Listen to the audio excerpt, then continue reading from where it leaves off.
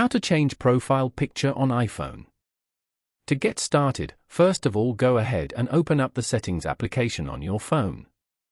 Once you're here, tap on your account at the top. This is your Apple account settings page.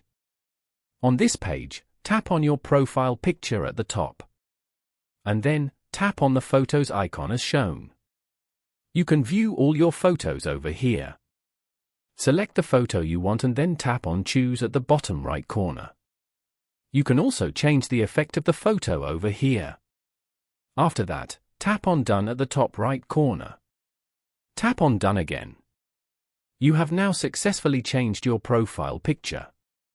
Following these steps, you can easily change profile picture on iPhone.